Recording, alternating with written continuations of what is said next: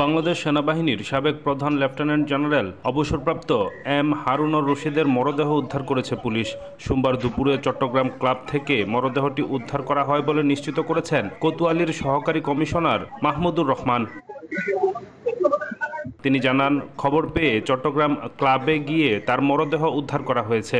পরিবারের সদস্যরা গেলে সুরতাল প্রতিবেদন তৈরি করে ময়নাতদন্তের জন্য চট্টগ্রাম মেডিকেল কলেজ হাসপাতালে পাঠানো হয়। জানা যায়, হারুনুর রশিদ 2000 সালের 24 ডিসেম্বর সেনাপ্রধান হন এবং 2002 সালের 16 জুন তিনি অবসরে যান। চাকরি থেকে অবসরের পর হারুনুর রশিদ ডেস্টিনি গ্রুপের সভাপতি হন।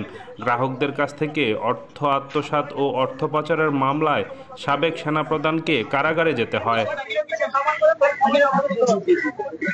আমরা ওনার শুভাকাঙ্ক্ষী হিসেবে, ছোট ভাই হিসেবে এলাকার এবং আমাদের দীর্ঘদিনের পরিচিত হিসেবে ওনার কাছে আসছি। মৃত্যুর পর এই বিষয়ে এখনো সিদ্ধান্ত হয়নি। ওনাকে এখন সিএমএস এ নিয়ে যাচ্ছে ওরা, আর্মি প্রটোকল, যেহেতু উনি একজন সেনাপ্রধান ছিলেন, ওনার তো ওনাদের সবকিছু না কিছু জানতে পারেনি। উনি স্ট্রোক করছে, এটাই মনে হচ্ছে। ডেস্ক রিপোর্ট, দৈনিক আকাশ জমিন।